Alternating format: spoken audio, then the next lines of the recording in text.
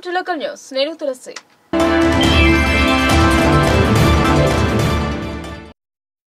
అది ఒకప్పుడు అన్నల కిల్లా.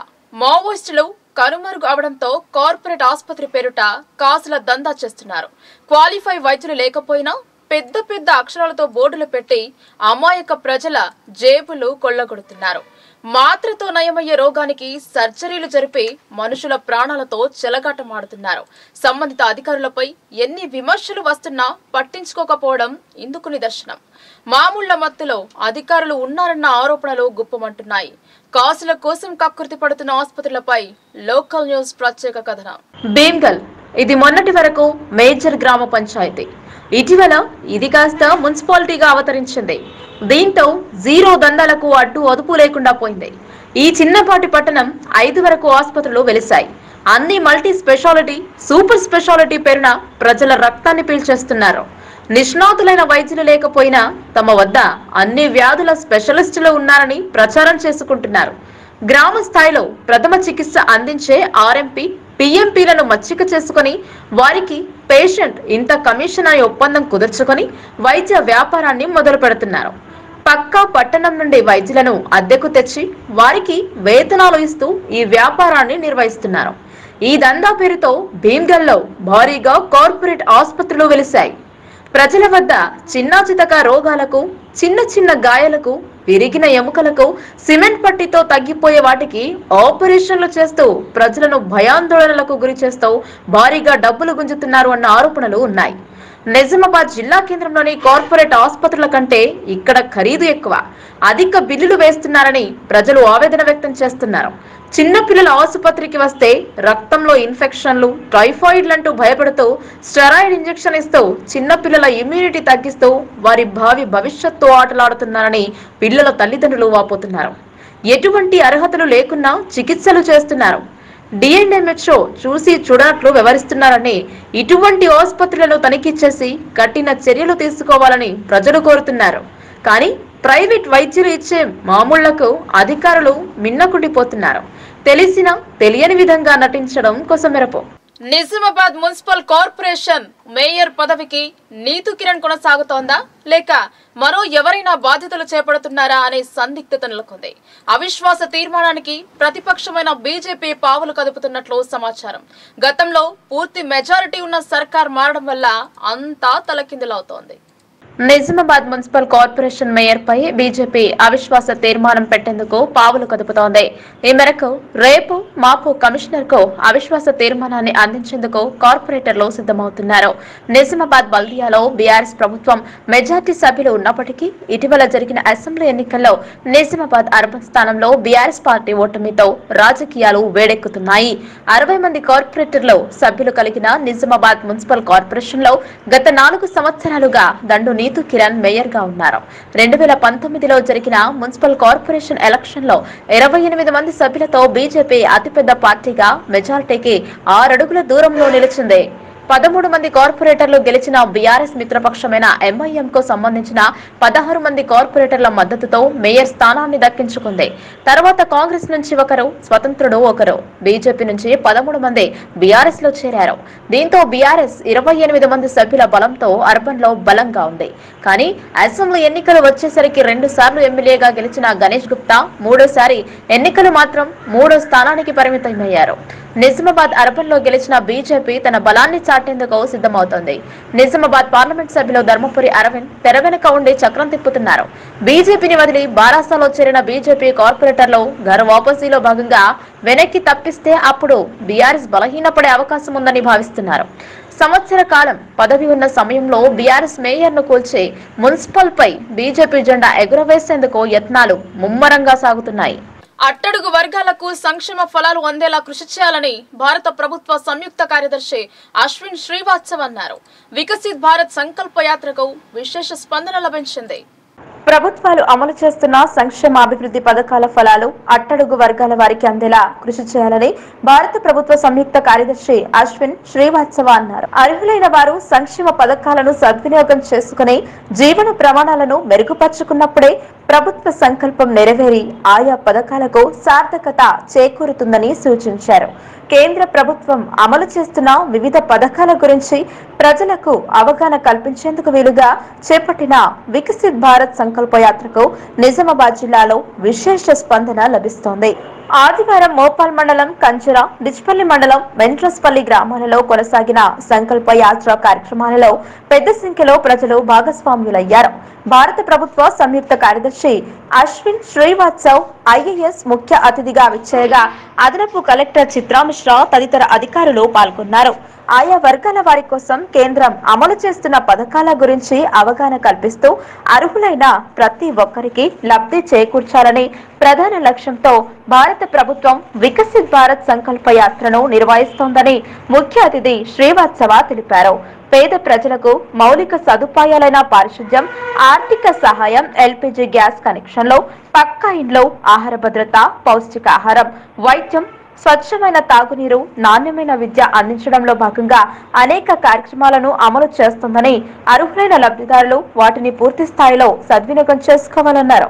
జిల్లాలో విజయవంతంగా వికసిత్ భారత్ సంకల్ప యాత్ర కార్యక్రమాన్ని అమలు చేస్తున్నామని అదనపు కలెక్టర్ చిత్రా మిశ్రా అన్నారు. జిల్లాలోని 530 గ్రామ పంచాయతీలలో ఈ కార్యక్రమాన్ని నిర్వహిస్తామని, సంకల్ప యాత్రను ప్రజలు సద్వినియోగం చేసుకునేలా గ్రామ, జిల్లా స్థాయి కమిటీలను ఏర్పాటు చేశామని వివరించారు. ఈ కమిటీలలో ఆయా శాఖల జిల్లా అధికారులు, పంచాయతీ కార్యదర్శులు, సచివాలయ ఉద్యోగులు, అంగన్వాడీ ఉద్యోగులు, పాఠశాల హెడ్ మాస్టర్లు, ఆశా వర్కర్లు తదితరులంతా క్షేత్రస్థాయిలో భాగస్వాములై వికసిత్ భారత్ సంకల్ప యాత్ర కార్యక్రమాన్ని నిర్దేశిత లక్ష్యానికి అనుగుణంగా ముందుకు తీసుకువెళ్లేలా ప్రణాళికబద్ధంగా చర్యలు చేపట్టడం జరిగిందన్నారు. సంకల్ప యాత్ర సందర్భంగా అర్హత కలిగిన వారికి ఆయా పథకాల కింద లబ్ధి చేకూరుస్తున్నామని తెలిపారు. ఈ సందర్భంగా Ayushman Bharat, PMJAY, PM Garib Kalyan Anna Yojana, Deen Dayal Antyodaya Yojana, PM Awas Yojana, PM Ujjwala Yojana, PM Kisan Samman Nidhi, Kisan credit card, PM Poshan Abhiyan, Har Ghar Jal Jal Jeevan mission, survey of villages and mapping with improvised technology in villages areas, Jandhan Yojana, Jeevan Jyoti Bima Yojana, Suraksha Bima Yojana, Atal pension Yojana, nano fertiliser, Mudra Yojana తదితర పథకాల గురించి సంబంధిత శాఖల అధికారులు ప్రజలకు అవగాహన కల్పించారు. వివిధ పథకాల కింద దరఖాస్తులు సైతం స్వీకరించారు. ఇప్పటికే కేంద్ర పథకాల ద్వారా ప్రయోజనం పొందిన పలువురు లబ్ధిదారులతో మాట్లాడించారు. సంక్షేమ పథకాలకు సంబంధించిన వివరాలతో కూడిన కరపత్రాలు, గోడ ప్రతులు, క్యాలెండర్లను ఆవిష్కరించి ప్రజలకు పంపిణీ చేశారు. ఉచిత ఆరోగ్య శిబిరాలను ఏర్పాటు చేసి ప్రజలకు వైద్య సేవలు అందించారు.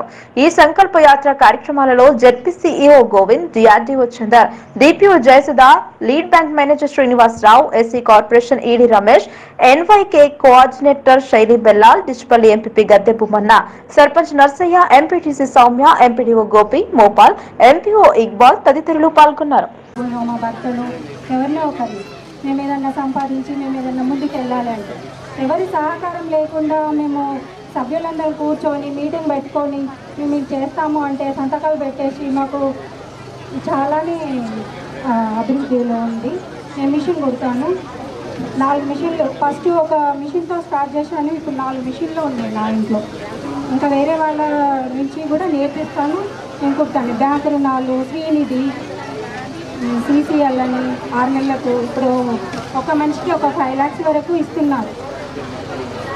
ఓన్లీ గ్రూప్ సంఘాల నుంచి ఎవరి సహకారం ఈ గ్రూప్ మహిళల నుంచి అయితే బాగానే ఉంది అభివృద్ధి.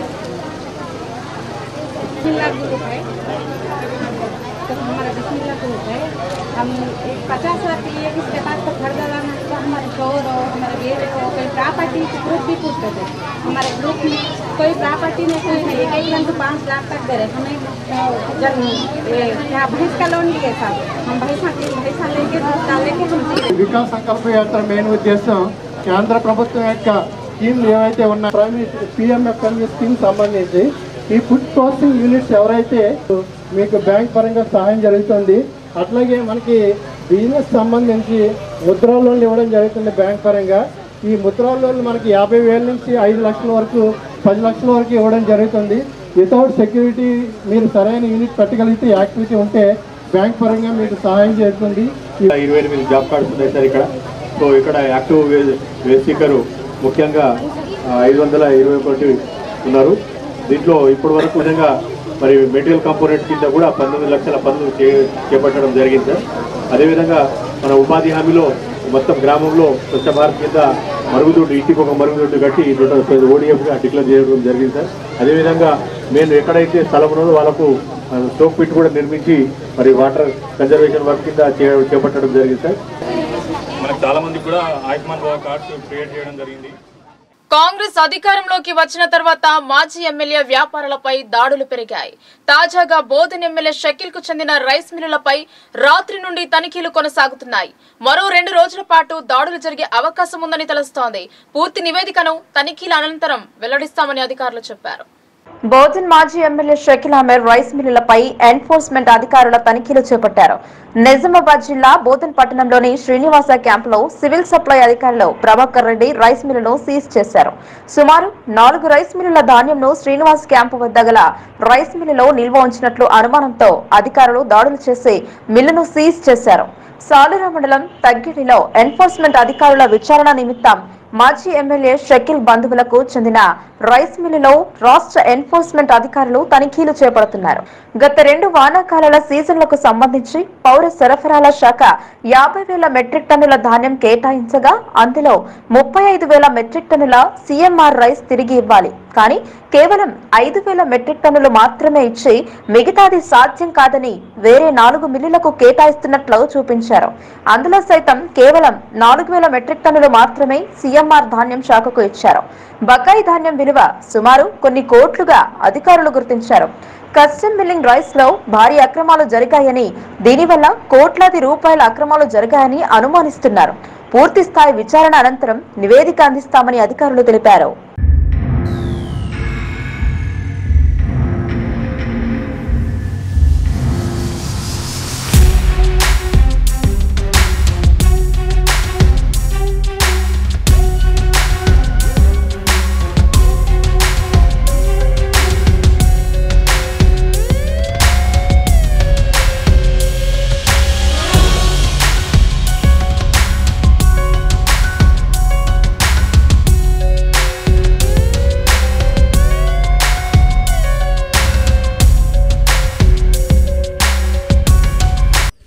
రైస్ మిల్ రొటీన్ చెకప్లో ఈరోజు హైదరాబాద్ నుంచి వచ్చి ఈరోజు ఇక్కడ ఒక 4 రైస్ మిల్స్, ఒకటి ధన్విక, ఆమిర్, రాహిల్, రాసు, ఈ 4 రైస్ మిల్లు ఇక్కడ చెక్ చేయడం జరిగింది. ఇక్కడ ఈ ప్యాడీ అంతా ఆల్రెడీ డిఎస్ఓ ఆర్డర్ ప్రకారం వేరే రైస్ మిల్స్కి షిఫ్ట్ చేయడం జరిగింది. కొంత ప్యాడీ ఉంది, కొంత షార్టేజ్ ఉంది, కొంత ప్యాడీ ఉంది. తర్వాత ఇక్కడ రైస్ కూడా ఉన్నాయి. ఆ రైస్ కూడా పీడిఎస్ రైస్ కింద సస్పెక్ట్ చేస్తా ఉన్నాం. ఆయన డీటీకి హ్యాండ్ ఓవర్ చేసినాం. ఆయన శాంపుల్ పంపి దాని మీద పీడిఎస్ రైస్ సంబంధించి యాక్షన్ తీసుకుంటాడు. తర్వాత ఇది ఆర్కమ్కు పంపినామని చెప్తా ఉన్నారు. ఇక్కడ ఆర్కమ్ ఆల్రెడీ పారిపోయి ఉన్నాడు. ఆర్కంలో ఇంతకుముందు ఒకసారి మేము చూసినప్పుడు అక్కడ ప్యాడీ లేదు. ఆర్కమ్కు ఏదైతే ప్యాడీ ఇచ్చారో వాళ్ళు ఆల్రెడీ అమ్ముకున్నట్టున్నది. వాడు పారిపోయినాడు. దాని మీద కాంప్లీట్ ఇవ్వమని డీటీకి కూడా చెప్పాను. ఈరోజు కాంప్లీట్ ఇస్తున్నాడు దాని మీద. ఇక మిగతా రైస్ మిల్ ఎక్కడైతే ప్యాడీ మిల్ పోయిందో అవన్నీ చెక్ చేయాల్సింది, ఇన్స్పెక్షన్ చేయాల్సింది. ఫర్దర్గా దాని మీద అసెంబ్లీ సమావేశాలు వేడిగా కొనసాగుతున్నాయి. విద్యుత్ బకాయిలు ప్రజలపై మోపారని సీఎం రేవంత్ రెడ్డి ప్రస్తావనకు తెచ్చారు. దీనిపై బారాసా వర్కింగ్ ప్రెసిడెంట్ ఘాటుగా స్పందించారు. తెలంగాణలో గతంలో అధికారంలో ఉన్నప్పుడు కాంగ్రెస్ చేసిన అప్పుల గురించి కేటీఆర్ వివరించారు. ట్రాన్స్కో, జెన్కో ఆస్తులు, వాటి అప్పుల గురించి వివరించారు. సీఎం రేవంత్ రెడ్డి మాజీ సీఎం కేసీఆర్ ను ఇక వ్యాఖ్య సంబోధన చేయడం తగదన్నారు. బారాసాను బద్నాం చేయడానికి కంకణం కట్టుకున్నారని విమర్శించారు. తెలంగాణ తెచ్చిన నాయకుడిని పట్టుకుని కల్వకుంట్ల చంద్రశేఖర్ రావు అని ఏకవచనంతో మాట్లాడతారు. తెలంగాణను వ్యతిరేకించిన వాళ్ళనేమో గారు గారు అని మాట్లాడినప్పుడే అర్థమైంది అధ్యక్ష, వారి సంస్కారం ఏందో, వారి పరిజ్ఞానం ఏందో అర్థమైంది అధ్యక్ష. అచ్చోసిన ఆంబోతు, ఇది ఒక ముఖ్యమంత్రి మాట్లాడిన మాట. అచ్చోసిన ఆంబోతు అధ్యక్ష, ఎవరు అధ్యక్ష అచ్చోసిన ఆంబోతు? చీమలు పెట్టిన పుట్టలో 51% నెంబర్ ఉన్న వాళ్ళు ప్రభుత్వాన్ని ఏర్పాటు చేస్తారు. 49% ఉన్న వాళ్ళు ప్రతిపక్షంగా కూర్చొని ప్రభుత్వం తీసుకునే పరిపాలనలో నిర్ణయాలను, శాసనాలను సహేతుకంగా విశ్లేషించి సలహాలు, సూచనలు ఇస్తారు. సలహాలు, సూచనలు ఒకవేళ ప్రభుత్వము పెడచెవిన పెడితే నిరసనలు, ధర్నాలు, రాస్తారోకలు చేస్తారు. అవసరమైతే ఆమరణ నిరాహార దీక్షలు చేసిన కూడా సందర్భాలు ఉన్నాయి. ఆ స్పిరిట్ను తీసుకోవాలి తప్ప వాళ్ళు 64 ఉన్నారు, మేము 39 మంది ఉన్నాం, మేము అచ్చోసిన ఆంబోతుల్లాకున్నాం, మేము పోడియంలోకి వచ్చి కుస్తీలు కొట్లాడతాం, ఈ రకమైన భాష వారి గౌరవానికి కానీ ఈ సభను నడిపించుకోవడానికి కానీ సహకరించదు. అధ్యక్ష, 81,516 కోట్లు అప్పు చేసిపోయింది అన్నారు అధ్యక్ష. కానీ కేసీఆర్ గారి ప్రభుత్వం తెలంగాణ రాష్ట్రం ఏర్పడిన తర్వాత సృష్టించిన ఆస్తుల గురించి చెప్పలేదు అధ్యక్ష. ఉద్దేశపూర్వకంగా బదనాం చేయడానికి, బట్టగాల్చి మీదేయడానికి, అప్పుల సాకు చెప్పి 6 గ్యారంటీలు గొట్టెతందుకు ఒక ఉపోద్ఘాతాన్ని రూపొందించి ఇగో అప్పుల పాలైపోయింది, దివాలా తీసిందని చెప్పి తప్పించుకోవడానికి తప్ప ఇంకోటి కాదు అధ్యక్ష. అధ్యక్ష, టీఎస్ ట్రాన్స్కో అధ్యక్ష, ఇంకొక మాటలో చెప్పాలంటే అధ్యక్ష, వీళ్ళు అప్పచెప్పిపోయినాడు 2014లో. విద్యుత్ శాఖ అతి భయంకరమైన శాఖ అధ్యక్ష, అతి భయంకరమైన శాఖ, అత్యంత దురవస్థలో మాకు అప్పచెప్పిపోయినారు. అప్పచెప్పిపోయినప్పుడు ఏంది అధ్యక్ష పరిస్థితి? 2700 మెగావాట్ల కరెంటు లోటు ఆ రోజు తెలంగాణ ఏర్పడ్డనాడు. 22,423 కోట్ల అప్పులు మీరు అప్పచెప్పినాడు మాకు. 22,423 కోట్ల అప్పులు అధ్యక్ష. ఆనాడు ఇది ఆ రోజు మీరు అప్పచెప్పినప్పుడు అప్పులు 22,000, లోటు 2,700 అధ్యక్ష. ట్రాన్స్కో ఆస్తులు అధ్యక్ష, లెక్క వాళ్ళేమో అప్పులు చెప్పారు, నేను ఆస్తులు చెప్తున్నా. ట్రాన్స్కో ఆస్తులు వాళ్ళు అప్పచెప్పిపోయినాడు మాకు 2014లో 7,461 కోట్లు. ఈరోజు అధ్యక్ష ట్రాన్స్కో ఆస్తులు మళ్ళీ తిరిగి మేము వాళ్ళకి అప్పచెప్పినప్పుడు 24,476 కోట్ల అధ్యక్ష.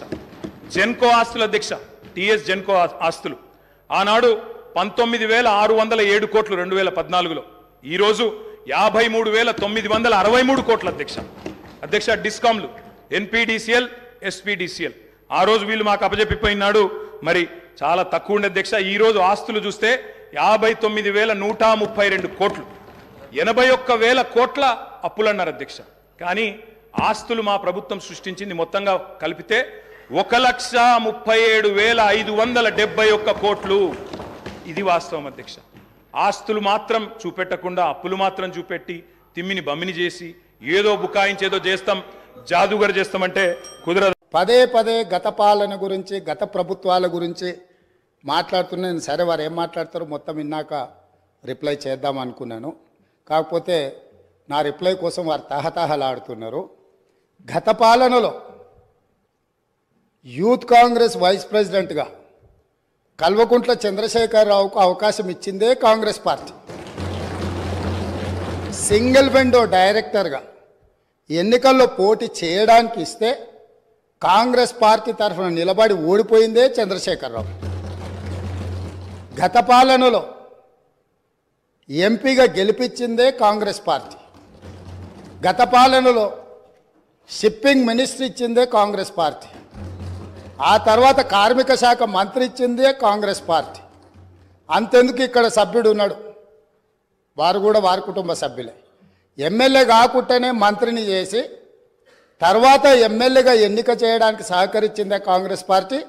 ఈరోజు వాళ్ళు ఏ పేరైతే వినోద్ అనుకుంటున్నారో ఆ రాజశేఖర రెడ్డి గారే ఆ మంత్రివర్గంలోనే గత ఆర్థిక శాఖ మంత్రి, సిద్దిపేట ఎమ్మెల్యే గారు ఎమ్మెల్యే పదవి లేకుండా మంత్రిగా ప్రమాణ స్వీకారం చేసిండ్రు. రాజశేఖర రెడ్డి గారి నాయకత్వమే దేశానికి బలమైన నాయకత్వం అని అందులో పనిచేసిండ్రు. మూడవది పోతిరెడ్డిపాడు పొక్క పెద్దది చేసినప్పుడు కీర్తిశేషులు నాయన్ నరసింహారెడ్డి గారు కడప జిల్లా ఇన్ఛార్జ్ మినిస్టర్. ఆ రోజు కొట్లాడింది పోతిరెడ్డిపాడు మీద కీర్తిశేషులు పి జనార్దన్ రెడ్డి గారు. పోతిరెడ్డిపాడు పొక్క పెద్దది చేసినప్పుడు ఇక్కడ ఉన్నోళ్ళు ఎవరు ప్రాణత్యాగాలు చేస్తామని ఎవరు కొట్లాడలే, ఎవరు మాట్లాడలే. సొంత పార్టీ, సొంత ప్రభుత్వం ఉన్న తెలంగాణ ప్రజల హక్కులను భంగం కలిగించొద్దు, కృష్ణానది జలాలలో మా వాటా మాకు ఉండాలి, మా వాటాను ఎవరు తీసుకెళ్ళినా మేము ఒప్పుకోమని కొట్లాడింది ఆనాటి నాయకుడు పి జనార్దన్ రెడ్డి గారు మాట్లాడినారు తప్ప వీళ్ళు కాదు. కాబట్టి ఈరోజు వీళ్ళందరూ ఏ పాలకుల గురించి మాట్లాడుతున్నారు, ఆ పాలకులు ఇప్పుడు మాట్లాడుతున్న పెద్దలు ఎట్లెమ్మెల్యేనరు? వాళ్ళ తండ్రి గారి గురువైన చంద్రబాబు నాయుడు గారి పార్టీతో పొత్తు పెట్టుకుంటే ఆ పార్టీ మద్దతుతో ఆ కండువ కప్పుకొని సిరిసిల్లలో కష్టపడి పనిచేసి నిర్మించుకున్న చీమలు పెట్టిన పుట్టలో పాములు దూరినట్టు కేకే మహేందర్ రెడ్డి అక్కడ పార్టీని నిర్మించుకొని తెలంగాణ ఉద్యమంలో పాల్గొని తెలంగాణ ఉద్యమంలో ముందు భాగం నుండి నిలబడి కొట్లాడితే ఎన్ఆర్ఐ అంటే నాన్ రిలయబుల్ ఇండియన్ కింద మేనేజ్మెంట్ కోటాలో ఇక్కడికి వచ్చి టికెట్ తీసుకొని అక్కడ ఆ కేకే మహేందర్ రెడ్డి గారిని అన్యాయం చేసి ఈరోజు ఇక్కడికి వచ్చిండ్రు. కాబట్టి ఈరోజు గతం గురించి అధ్యక్ష ఒకవేళ మా మిత్రులకు చీమలు పెట్టిన పుట్టలో దూరిన పాము. అధ్యక్ష, కాంగ్రెస్ అనే పార్టీలో పాపం మా బట్టన్న, మా శ్రీధర్ అన్న, మా దామోదర్ అన్న, మా ప్రభాకర్ అన్న, అదేవిధంగా మా ఉత్తమన్న, మా కోమటిరెడ్డి వెంకటరెడ్డి అన్న, మా దామోదర్ అన్న, వీళ్ళందరూ కలిసి పెట్టిన పార్టీలో ఇవాళ దూరి ముఖ్యమంత్రి పదవి తీసుకున్న ఆయన చీమలు పెట్టిన పుట్టలో పాముల గురించి మాట్లాడితే చాలా చండాలంగా ఉంటుంది సార్. దయచేసి ఒకవేళ వాళ్ళకు అంతగా గతం గురించి చర్చించాలనే ఆలోచన ఉంటే ఒక రోజు మొత్తం తమరు సమయం ఇవ్వండి. తప్పకుండా జూన్ 2, 2014 కంటే ముందు జరిగిన 55 సంవత్సరాల పరిపాలన మీద సంపూర్ణమైన చర్చ ఇక్కడ పెడదాము. ఈరోజు ఇక్కడ జరుగుతున్న చర్చ జూన్ 2, 2014 నుంచి జరిగిన పరిపాలన, చేసిన విధ్వంసము, నాయకత్వం యొక్క వ్యవహార శైలి మీద మనం ఈరోజు మాట్లాడుకుంటున్నాము. కాబట్టి వారికి గతం గురించి చర్చించాలనే కోరిక ఉంటే మాకు ఎలాంటి అభ్యంతరం లేదు. గతంలో జరిగిన పరిపాలనలో ఇక్కడున్న వాళ్ళకి చాలామందికి పాత్ర లేకపోవచ్చు, కానీ అక్కడున్న వాళ్ళకు చాలామందికి పాత్ర ఉంది. ప్రత్యక్షంగా మంత్రులు చేసిండ్రు. అక్కడున్న నాగేందర్ గారు, ఆ పక్కనున్న శ్రీనివాస్ యాదవ్ గారు, ఆ పక్కనున్న హరీష్ రావు గారు, అక్కడున్న కడియం శ్రీహరి గారు, ఆ పక్కనున్న పోచారం శ్రీనివాసరెడ్డి గారు, ఆ పక్కనున్న గంగుల కమలాకర్ గారు, అన్ని పేర్లు మొత్తం అన్ని లిస్టు చదువుతా. వీళ్ళందరూ కూడా ఈరోజు వారు ఏదైతే పాపాలు జరిగినాయి అంటుండ్రో ఆ పాపాలలో సంపూర్ణమైన భాగస్వామ్యం వాళ్ళదే ఉన్నది. వరంగల్ ప్రాంతంలో జరిగిన ఎన్కౌంటర్లకు ఎవరి కారణమని చర్చ ఉంది అధ్యక్ష? ఈరోజు వారే మాట్లాడుతున్నారు.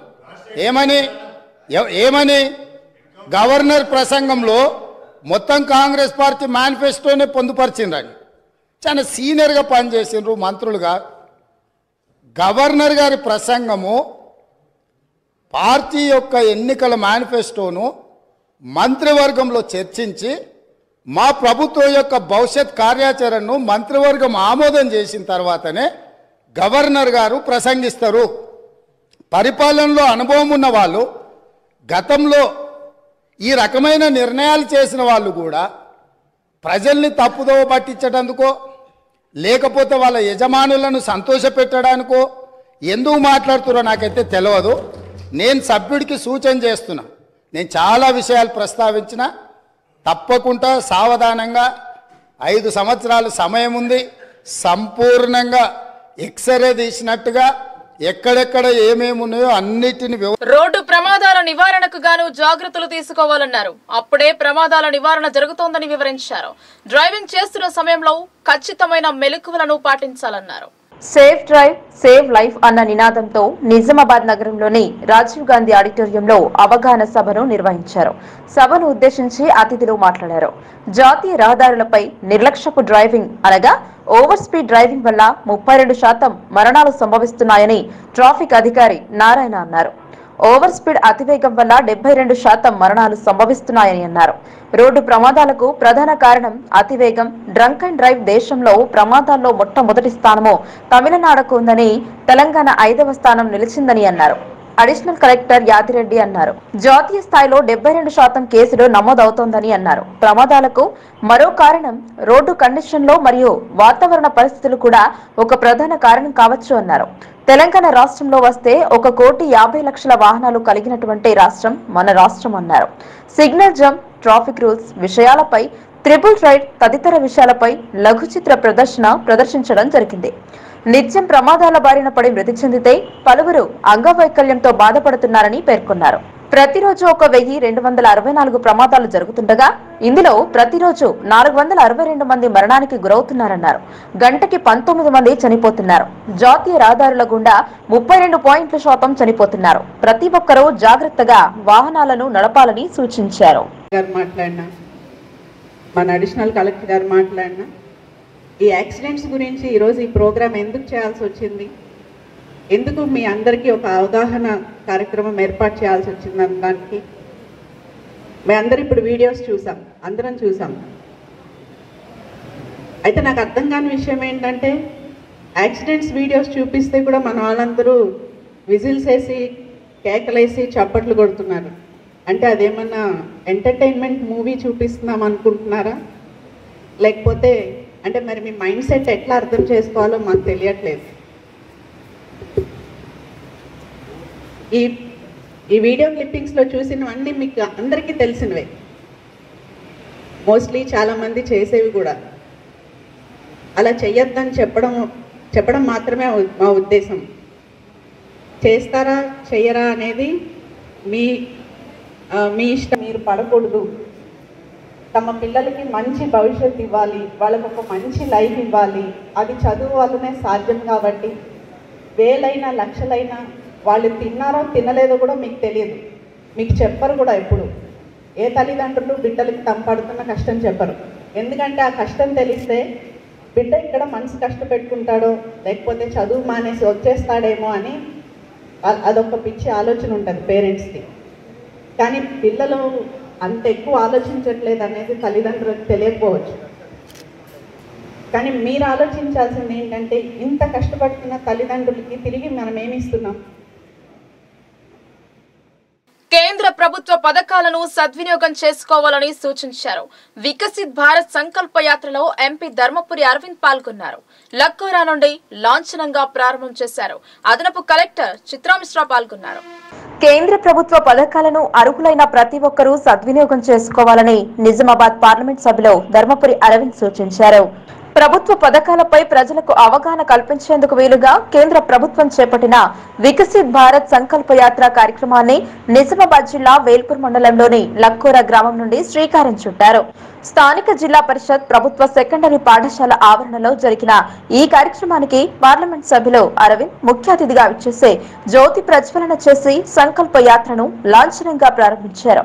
అంతకుముందు పాఠశాల ఆవరణలో గల చదువుల తల్లి సరస్వతి మాత విగ్రహానికి పూలమాలలు వేసి భక్తి శ్రద్ధతో పూజించారు. కాగా జిల్లాలోని మొత్తం 530 గ్రామ పంచాయతీల పరిధిలో వికసిత్ భారత్ సంకల్ప యాత్ర కార్యక్రమం నిర్వహించేందుకు వీలుగా జిల్లా యంత్రాంగం ప్రత్యేక వాహనాలను సమకూరుస్తూ 7 బృందాలను ఏర్పాటు చేసింది.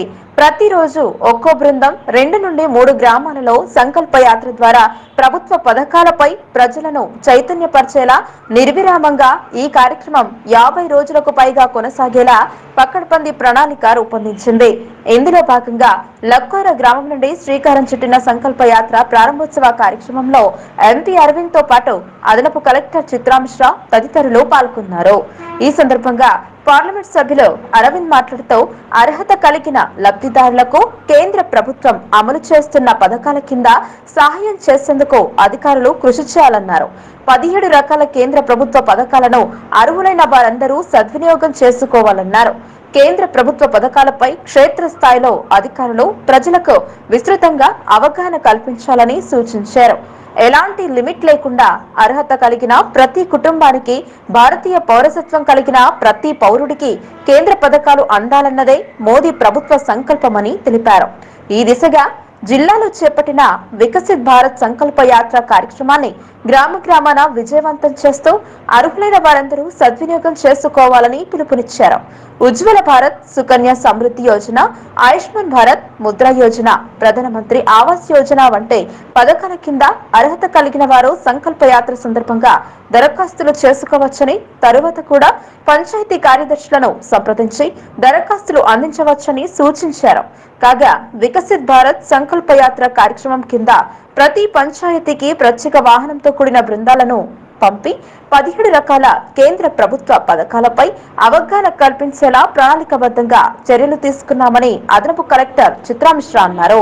ఈ కార్యక్రమంలో ప్రతి ఒక్కరూ భాగస్వామ్యం కావాలన్నారు. ఈ సందర్భంగా కేంద్ర ప్రభుత్వ పథకాల కింద లబ్ధిదారులకు గ్యాస్ కనెక్షన్లు, భూసార పరీక్ష ఫలితాల నిర్ధారణ కార్డులను వికసిత్ భారత్ సంకల్ప యాత్ర సందర్భంగా పంపిణీ చేశారు. పాఠశాల ఆవరణలో ఏర్పాటు చేసిన ఆయుష్మాన్ భారత్, ఉజ్వల భారత్ ఐసిడిఎస్ స్టాల్స్ లను ఎంపీ పరిశీలించారు. ఇందులో భాగంగా కేంద్ర ప్రభుత్వ పథకాల కింద లబ్ధి పొందిన పలువురు లబ్ధిదారులు తమ అభిప్రాయాలను తెలియజేశారు. వివిధ శాఖల ద్వారా అమలవుతున్న పథకాల గురించి అధికారులు అవగాహన కల్పించారు.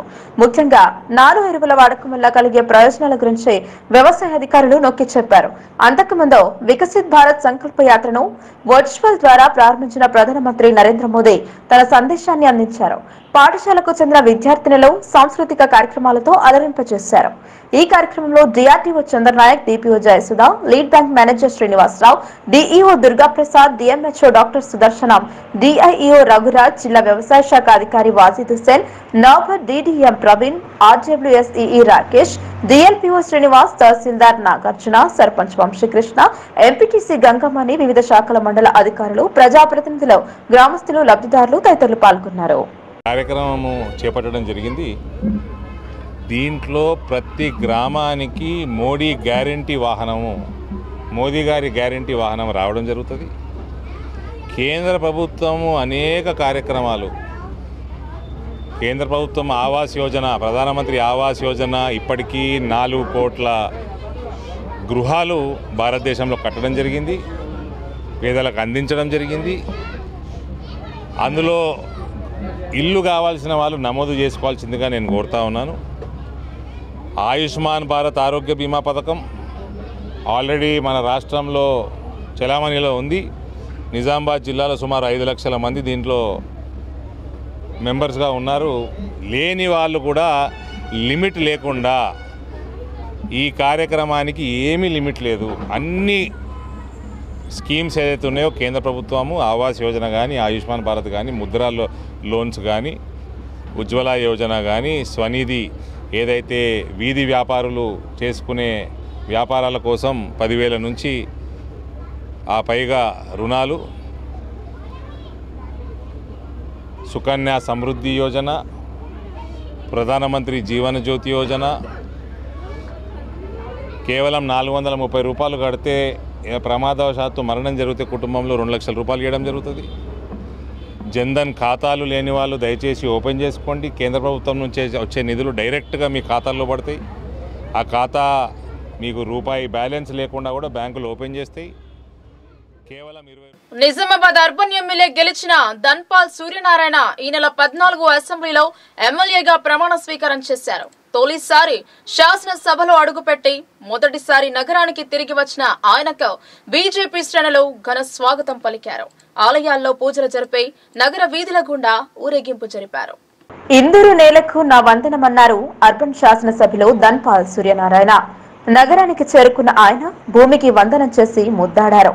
నిజామాబాద్ నగరంలోని అర్బన్ శాసనసభ్యులు ధన్పాల్ సూర్యనారాయణ ప్రమాణ స్వీకారం చేసి మొదటిసారి నగరానికి రావడంతో ఇందూరు ప్రజలు, భారతీయ జనతా పార్టీ నాయకులు, కార్యకర్తలు భారీ బైక్ ర్యాలీతో ఘన స్వాగతం పలికారు.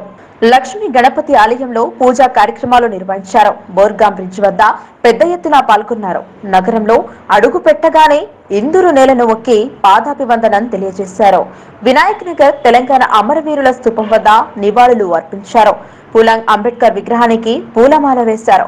బోర్గాం నుంచి Vinayak Nagar, Gol Hanuman, Pedda Bazar, Gandhi Chowk, bus stand, railway station మీదుగా ఎమ్మెల్యే క్యాంప్ కార్యాలయం వరకు ర్యాలీ కొనసాగింది.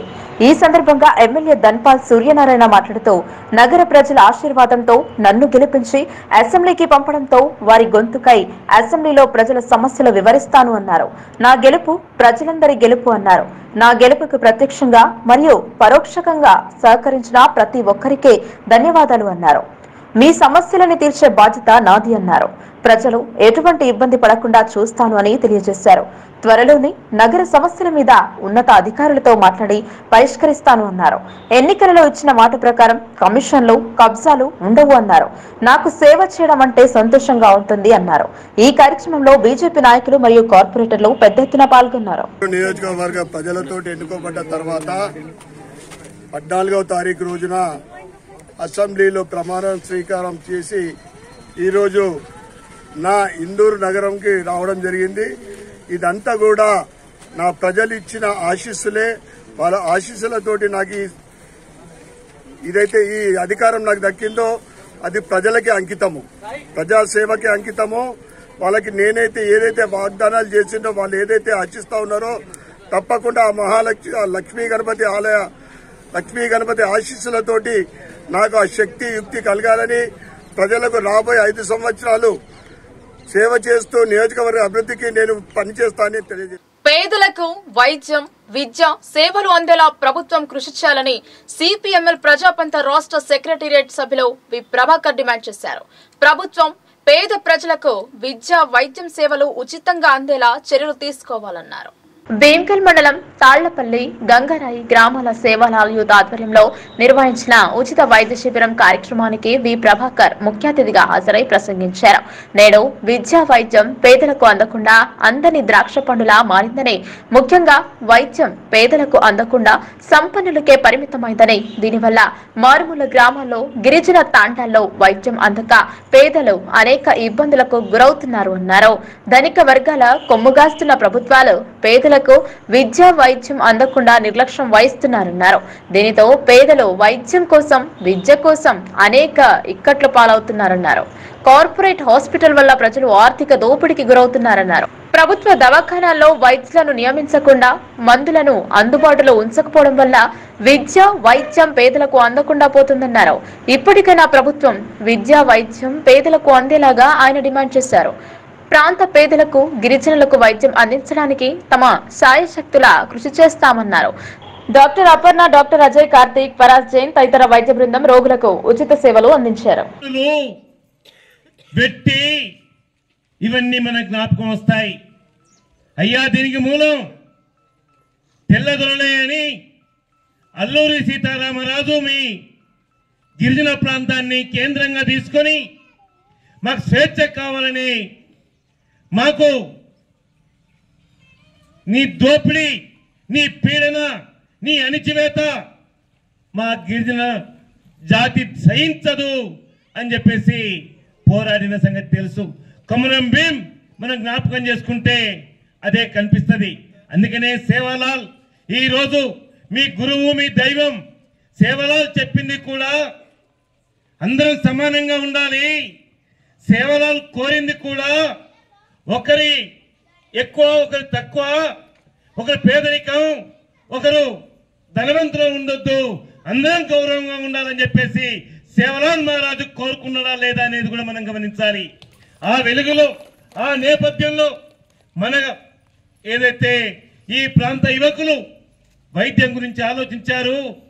నిన్నగాక మొన్న దాదాపుగా 1500 మంది గిరిజనులతోని భీమ్గల్లో ఊరేగింపు తీస్తే మాకు అటవీ అధికారుల దోపిడీ, అటవీ అధికారుల అవినీతి, అటవీ అధికారుల దౌర్జన్యం వ్యతిరేకంగా మన భీమ్గల్లో 1500 మంది గిరిజనులతోని ఊరేగింపు తీసిన దాంట్లో మన యువత ముందుంది అనే విషయాన్ని కూడా ఈ సందర్భంగా రూరల్ ఎమ్మెల్యే భూపతి రెడ్డికి దర్పల్లి మండలంలో ప్రజలు ఘన స్వాగతం పలికారు. ప్రాజెక్టు రామడుగులో సద్గురు సేవాశ్రమంలో వేద పాఠశాలను ప్రారంభించిన ఆయన దుబ్బాకలో సఫోస్ క్రిస్మస్ వేడుకల్లో పాల్గొని ప్రజలకు ఎల్లవేళలా అండగా ఉంటానని హామీ ఇచ్చారు. అసెంబ్లీలో ఎమ్మెల్యేగా ప్రమాణ స్వీకారం చేసిన తర్వాత rural MLA doctor Bhupathi Reddy తొలిసారి దర్పల్లి మండలంలో పర్యటించారు. ప్రాజెక్టు రామడుగు, దుబ్బాక గ్రామాలలో పర్యటించగా ఆయనకు ఘన స్వాగతం పలికారు. రామడుగు ప్రాజెక్టు గ్రామంలో బ్రహ్మం గారి ఆలయం, అయ్యప్ప మందిరంలో rural MLA doctor Bhupathi Reddy ప్రత్యేక పూజలు చేశారు. అనంతరం సద్గురు సేవ ఆశ్రమంలో వేద పాఠశాలను ప్రారంభించారు. ఆ తర్వాత యజ్ఞ కార్యక్రమంలో పాల్గొని పూజలు చేశారు. అనంతరం దుబ్బాక గ్రామానికి చేరుకున్న ఎమ్మెల్యే డాక్టర్ భూపతి రెడ్డి శ్రీరామాలయంలో ప్రత్యేక పూజలు చేశారు. అనంతరం ఆలయ కమిటీ ఆధ్వర్యంలో ఎమ్మెల్యేను ఘనంగా సన్మానించారు. తదనంతరం సఫోస్ క్రిస్మస్ ను పురస్కరించుకుని గ్రామంలోని చర్చికి చేరుకుని పాస్టర్ రాజ్ కుమార్ తో కలిసి కేక్ కట్ చేశారు. ఈ సందర్భంగా ఆయన మాట్లాడుతూ కాంగ్రెస్ పార్టీకి ఓటు వేసి తనను గెలిపించిన ప్రజలకు కృతజ్ఞతలు తెలిపారు. రూరల్ నియోజకవర్గ అభివృద్ధికి నిరంతరం కృషి చేస్తానని అన్నారు. గ్రామాల్లో నెలకొన్న సమస్యలను త్వరితగతిన పరిష్కరిస్తానని చెప్పారు. కాంగ్రెస్ కార్యకర్తలు ఎలాంటి అపోహలకు గురి కావద్దని తాను అండగా ఉంటానని భరోసా కల్పించారు. ఈ కార్యక్రమాలలో ప్రాజెక్టు రాముడుకు సర్పంచ్లు భగవాన్ రెడ్డి, పుష్పా సుబేందర్, ఉప సర్పంచ్ పెద్దిరెడ్డి, మండల కాంగ్రెస్ అధ్యక్షుడు ఆర్మూర్ చిన్నబాలరాజ్, జిల్లా కాంగ్రెస్ నాయకులు ఇమ్మడి గోపి, జిల్లా అధికార ప్రతినిధి చలిమెల నర్సయ్య, సీనియర్ నాయకుడు మనోహర్ రెడ్డి, రాముడుగు మహేందర్, మిట్టపల్లి గంగారెడ్డి, దుబ్బాక కాంగ్రెస్ నాయకులు గాదారి పోతన్న, దొర్ల సంతోష్ రెడ్డి, చరణ్, లక్ష్మీ నర్సయ్య, అర్జున్, ప్రేమ్ కుమార్, సతీష్, మైపాల్, నర్సయ్య, సురేష్, రమేష్, పాస్టర్లు యోసెఫ్, మేసపెద్ది సురేష్, సుమన్ తదితరులు పాల్గొన్నారు. అంటే నిజంగానే మనము ఈ వెస్ట్రన్ కల్చర్లో మన భారతదేశ సంస్కృతిని చాలా మంది మర్చిపోతున్నారు. అంటే మేము చిన్నప్పుడు కూడా అంటే మా ఇంట్లో చెప్పేవాళ్ళు ఈ శ్లోకాలు ఇవన్నీ కూడా భగవద్గీత చదవడము, భాగవతం చదవడము, రామాయణము, మహాభారతము. ఇప్పుడు ఉన్నటువంటి చాలా మంది మన స్కూల్ పిల్లల్ని అడిగితే భారతం గురించి చెప్పరు. కొంచెం రామాయణం గురించి కొంతవరకు తెలుసు, కానీ భారతంలో దుర్యోధనుడు ఎవరో తెలియదు, ధర్మరాజు ఎవరో తెలియదు, శ్రీకృష్ణుడు అంటే ఇలాంటి అంటే మన మైథాలజికల్ ఈ స్టోరీస్ ఏదైతే ఉన్నాయో, మహాభారతం అయితే చాలా మంది, మన భాగవతం అయితే చాలా మందికి తెలియదు.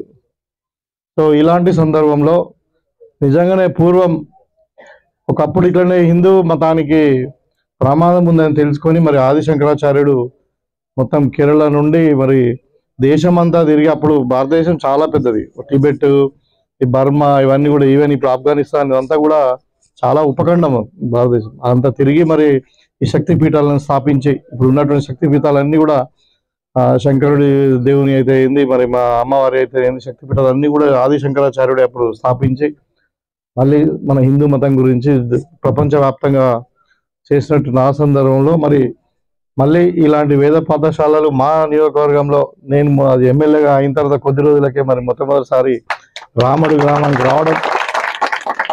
ఎందుకో అంటే నిజంగా రాముడు గ్రామం అంటే నాకు ఒక ప్రత్యేకమైన అభిమానం. అంటే ఇక్కడ చాలా ప్రేమతో ఉన్నటువంటి ప్రజలు ఉంటారు. ఇక రామాలయము, మరి రాముడు ప్రాజెక్టు, మరి దాన్ని ఏమంటారు, ఒక నాభి లాంటిది ఇది మా కాన్స్టిట్యున్సీకి. నేను ఎన్నోసార్లు ఇక్కడ చెప్పాను కూడా, ఎందుకంటే ఎటు చూసినా ఒక 30-40 కిలోమీటర్లు ఉంటుంది ఈ గ్రామం మా కాన్స్టిట్యున్సీకి. అంటే మనకు మనిషి శరీరానికి నాభి ఉంటుంది కదా, అట్లా అలాంటి ప్రాంతం. ఇక్కడ రాజకీయ చైతన్యం ఎక్కువ. నాకు మొదటి నుండి ఇక్కడ పాపం మన అభిమానించే ప్రజలు కూడా ఎక్కువ. కాబట్టి ఈ గ్రామంలో, ఈ పుణ్యకార గ్రామంలో నేను పార్టిసిపేట్ చేయడం, మరి ఇక్కడ వేయడం, మంత్రాలతో ఇక్కడ యజ్ఞం ప్రారంభించడం, ఇది నిజంగానే చాలా శుభసూచకం. అంటే మన గ్రామానికే కాకుండా, నాకే కాకుండా నిజామాబాద్ రూరల్ ప్రజలకు కానీ, మరి నిజామాబాద్ జిల్లా ప్రజలకు కూడా అందరు కూడా శుభం జరుగుతుందని భావిస్తూ, తప్పకుండా ఇవాళ అంటే ఇప్పుడు ఈ గోశాల కూడా కోటగిరిలో రాష్ట్ర బీఆర్ఎస్ నాయకులు పోచారం సురేందర్ రెడ్డి జన్మదిన వేడుకలు జరిపారు.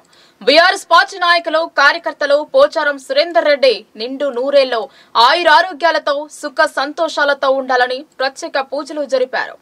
నిజామాబాద్ జిల్లా కోటగిరి మండల కేంద్రంలోని మిర్జాపూర్ కాలనీలోని బీఆర్ఎస్ పార్టీ కార్యాలయ ఆవరణంలో గ్రామ సర్పంచ్ పత్తి లక్ష్మణ్, గ్రామ బీఆర్ఎస్ పార్టీ అధ్యక్షులు అనిల్ కుల్కర్ని ఆధ్వర్యంలో రాష్ట్ర బీఆర్ఎస్ నాయకులు పోచారం సురేందర్ రెడ్డి పుట్టినరోజును ఘనంగా నిర్వహించారు. పార్టీ కార్యాలయంలో కేక్ కట్ చేసి శుభాకాంక్షలు తెలిపారు. విఠలేశ్వర ఆలయంలో ప్రత్యేక పూజలు నిర్వహించి అమ్మ అనాథాశ్రమంలో అనాథ పిల్లలకు, ప్రభుత్వం ఆసుపత్రిలో రోగులకు పండ్ల పంపిణీ చేశారు. ఈ సందర్భంగా బీఆర్ఎస్ పార్టీ గ్రామ అధ్యక్షులు అనిల్ కుల్కర్ని మాట్లాడుతూ రాష్ట్ర బీఆర్ఎస్ నాయకులు పోచారం సురేందర్ రెడ్డి జన్మదినం సందర్భంగా మండల కేంద్రంలోని విఠలేశ్వర మందిరంలో ప్రత్యేక పూజలు నిర్వహించడం జరిగిందన్నారు. రాష్ట్ర బీఆర్ఎస్ నాయకులు పోచారం సురేందర్ రెడ్డి నిండు నూరేళ్లు ఆయుర ఆరోగ్యాలతో సుఖ సంతోషాలు ప్రసాదించాలని కోరారు. వేడుకల సందర్భంగా నియోజకవర్గంలోని ప్రజలకు ఎల్లవేళలా అందుబాటులో ఉంటూ సహాయ సహకారాలు ఎప్పటికీ ఉండాలని వారు కోరుకున్నారు. తండ్రికి మించిన తనయుడు అని కొనియాడారు. ఈ కార్యక్రమంలో స్థానిక సర్పంచ్ పత్తి లక్ష్మణ్, టీఆర్ఎస్ పార్టీ గ్రామ అధ్యక్షులు అనిల్ కుల్కర్ని, సహకార సంఘం చైర్మన్ కూచి సిద్దు, ఎత్తండ సర్పంచ్ సిరిగిరి సాయిబాబా, మండల బీఆర్ఎస్ ఉపాధ్యక్షులు బి రాములు, మాజీ సర్పంచ్ ఆనంద్ కరేగాం, ఉప సర్పంచ్ శివరాజ్ పటేల్, ఎంపీటీసీ సయ్యద్ ఫారూక్, కోటగిరి మండల మాల మహానాడు ఉపాధ్యక్షులు పి సాయిదయ్య, వార్డ్ సభ్యులు దయానంద్, బీఆర్ఎస్ కార్యకర్తలు గురునాథ్, కూచి సాయిబాబా, పిలాలయ, అస్కుల విజయ్, పొమ్మిడి గంగాధర్, మైనార్టీ నాయకులు బాబు ఖాన్, ఆయా గ్రామాల టీఆర్ఎస్ పార్టీ అధ్యక్షులు, స్థానిక ప్రజా ప్రతినిధులు తదితరులు పాల్గొన్నారు.